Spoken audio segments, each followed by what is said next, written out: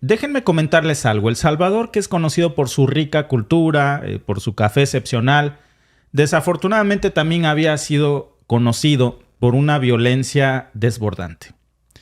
Aunque es un país muy pequeño, hay que reconocer que dio un paso históricamente gigantesco en su lucha contra las pandillas. Pero hoy estamos viendo, amigos, algo bien importante. El Congreso salvadoreño ha dispuesto que los presuntos pandilleros sean procesados en grupo, en juicios grupales, apuntando alrededor de unos 900 delincuentes a los que van a juzgar de un solo golpe. Y esto ha desatado muchas polémicas, incluso muchos los comparan con los famosos juicios de Nuremberg. Vamos a ver qué es lo que está pasando y ustedes díganme qué opinan de esto, si se les hace justo o no. Y esta mano implacable en contra de las pandillas, ¿qué resultado ha tenido? Y si pudiéramos copiar algo para el resto de nuestros países. El Congreso de El Salvador dispuso el miércoles que los presuntos pandilleros detenidos sean procesados colectivamente, lo que conducirá a que grupos de unos 900 reos enfrenten un mismo juicio. El decreto dice que serán sometidos a un solo proceso penal quienes pertenezcan a una misma estructura terrorista o agrupación ilícita y que hayan sido capturados dentro de la vigencia del régimen de excepción desde marzo de 2022. El vicepresidente del Congreso, Guillermo Gallegos, explicó que con esta disposición la Fiscalía no tendrá que presentar pruebas individuales en contra de los pandilleros y que podrán utilizar los mismos elementos de prueba cuando pertenezcan a una misma célula o que operen en una misma zona geográfica o que hayan participado en un mismo hecho delictivo. Somos el único país del mundo que ha logrado la captura de más de 71,000 terroristas en menos de 2 años. Y esto hace que nuestro sistema judicial, que el trabajo que la Fiscalía realiza, de alguna manera pueda colapsar. Esta disposición transitoria fue aprobada por 67 diputados aliados del presidente Nayib Bukele, de los 84 que conforman la Asamblea Legislativa. La norma, que nació de una iniciativa de Bukele, también establece que los detenidos bajo el régimen de excepción pueden permanecer presos hasta 24 meses antes de que la Fiscalía los lleve a juicio u ordene su liberación. La oposición denuncia que la nueva norma solo busca resolver el colapso que tiene el sistema judicial por las miles de capturas en el régimen de excepción, que permite detenciones sin orden judicial e instaurado tras una ola de violencia que dejó 87 muertos en marzo del año pasado, que el gobierno atribuye a las pandillas o maras. Híjole, es bien polémico lo que te voy a decir, Alba, porque, miren, y pues no es una presunción, no es un comentario, no me lo tomen a mal. En México yo hice una maestría en Derechos Humanos, entonces me apasionan los derechos humanos. Y lo saco a colación porque no estamos hablando de humanos. Y muchos están en contra de estas medidas de Bukele porque dicen que violan a los derechos humanos. Pero son unas lacras. ¿Y cómo podríamos combatir? Y se los voy a decir muy sencillo lo que yo creo. Yo creo que va a desatar esto mucha polémica. ¿De qué manera vas a respetar sus derechos humanos para que con esas lagunas judiciales muchos de ellos eviten la cárcel porque no se les dan tratos justos supuestamente? Pero también hay algo que yo te voy a decir no solamente desde el punto de vista jurídico, también desde el punto de vista donde nació todo esto de los derechos humanos. No todas las personas son humanas, ¿eh? Bueno, ¿por qué se dice persona humana? ¿No es un pleonasmo, una redundancia? Porque hay ciertas cosas que una persona necesita para ser humana y para ser inherente a tener derechos humanos. Por eso cuando hablamos, por ejemplo, del de Alemania, ustedes saben, del de la Segunda Guerra Mundial, de este personaje, de Adolfo, no voy a mencionar su nombre, su apellido, pero decíamos qué persona tan inhumana, fue inhumano, ¿no? ¿Por qué no lo consideramos humano?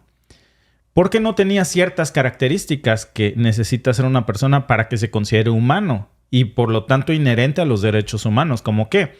El ser humano tiene cuerpo, alma, tiene inteligencia y voluntad. Y cuando la inteligencia busca la verdad y la voluntad busca el bien, cuando tienes esto, se considera que una persona es humana y es libre. Pero si tu voluntad no busca el bien, sino el mal, aunque tengas inteligencia que busque la verdad, como en el caso de Adolfo de Alemania, era muy inteligente, nadie puede dudar de eso, pero su voluntad no buscaba el bien. Y ahí nacieron los famosos, por cierto, los famosos juicios de Nuremberg, de los que muchos están hoy comparando precisamente estos sucesos, diciendo que son como juicios masivos, ¿no?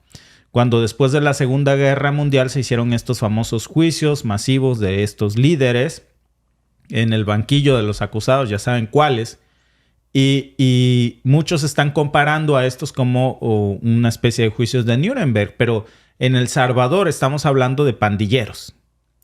Estos juicios de Nuremberg, amigos, fueron un parteaguas en términos de la justicia internacional y, por cierto, de ahí nació también el concepto de derechos humanos. Aunque fueron muy criticados por algunos, por cierto, como en su momento decían que era una justicia de los vencedores, pero estos juicios fueron un precedente muy importante que permitieron procesar crímenes de guerra y crímenes contra la humanidad.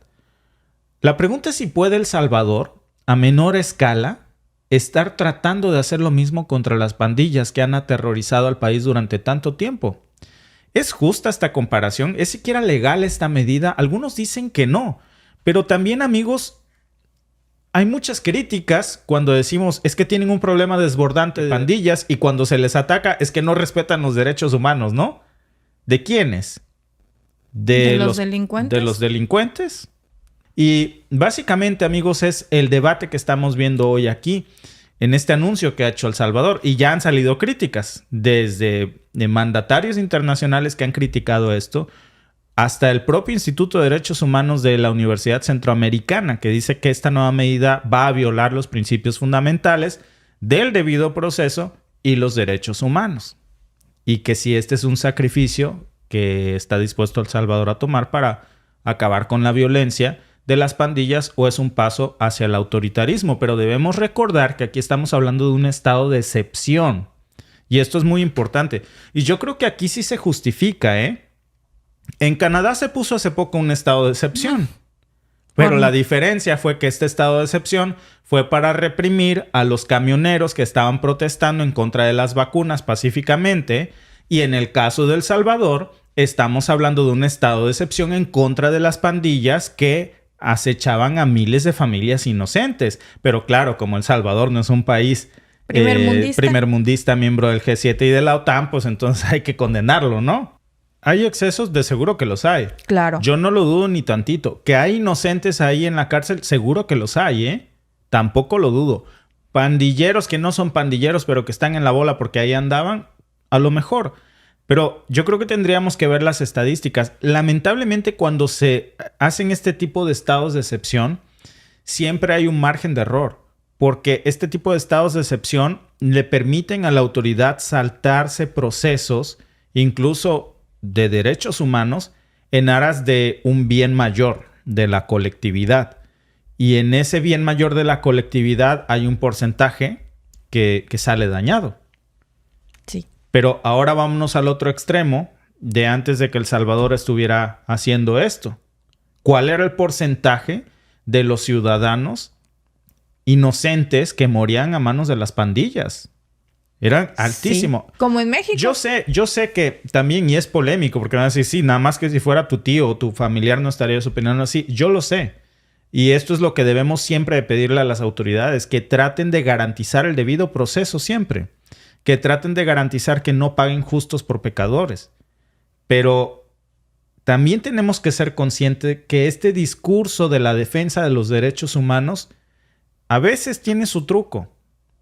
Y a veces puede ser un lastre para luchar con estos grupos criminales que se han enquistado en lo más profundo de la sociedad.